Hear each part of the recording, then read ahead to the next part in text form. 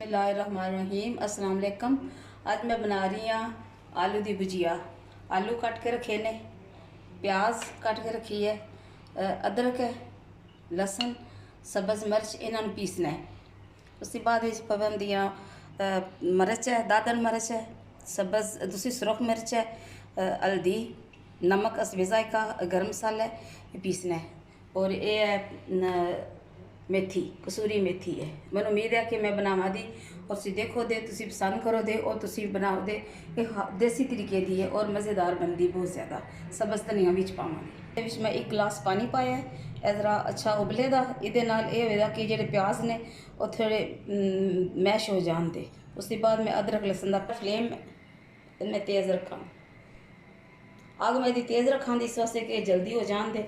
उसके बाद जो दूसरे बासमत में पावांगी, पा के फिर मैं मसाला तैयार करांगी।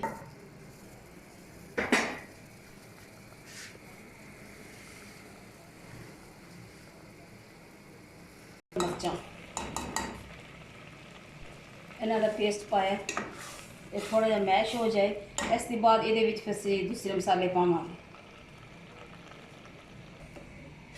अदरक लसन का पेस्ट पाया, हरिया मिर्चा मैश करके पाइया ने। थोड़ा जहा पानी चोवेगा, मैश हो जाएगा। ये मसाला इसका अच्छा बनेगा। सुरख मिर्च, हल्दी, नमक, असबे जायका चीज़ा ही पा देती हैं।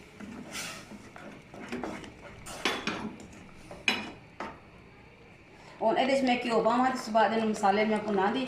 भुनन के बाद फिर ये मैं आलू पावांगी।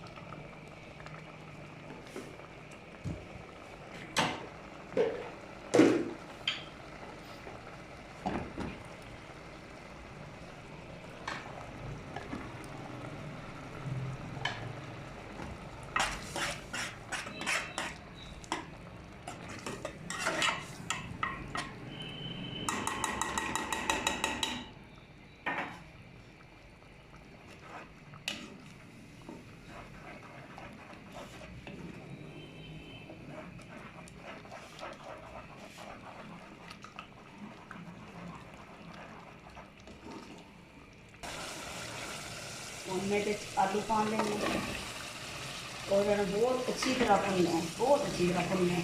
तकरीबन ये अद्धे पक जान मसाले भुनन पक जान। फिर मैं पावांगी बाद धनिया पावांगी और थोड़ा जहा पानी पावांगी। बकाया जोड़े रह जाते वो गल जान।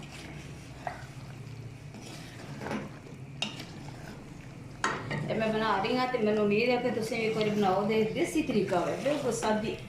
इस तरह साढ़े पिंडा बंदे बनाते हैं, बीबियाँ बनानिया ने, साड़ियाँ बड़िया बेरियाँ इस तरह साल बनानी हुई पहले भी। मैं तो हाले नहीं ये काम छड्या है कि मेरी वालदा इस तरह बनाते हैं।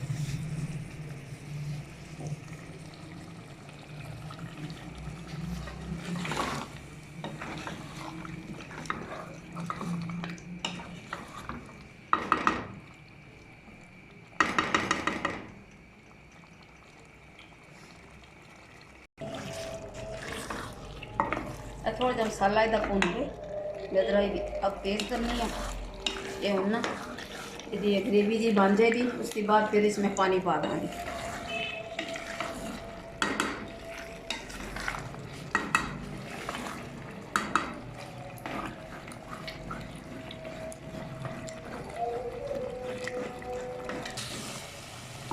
थोड़ा जहा पानी पाना है इतना कि आलू इस डूब जान और नाल ही गल जान दे, बेहतरीन गलन दे इतने पानी से। और मैं इन्हू बंद कर रही हाँ। बंद करके फिर इनू मैं हूँ बस इसका पानी खुश्क होने वाला है। इसमें फिर पावांगी गर्म मसाला पीस के रखे है और उसके बाद धनिया पावांगी और मेथी पावांगी और ये बिल्कुल रेडी हो जाएगी, तैयार हो जाएगी, मज़ेदार। मैं गर्म मसाला पा रही हूँ।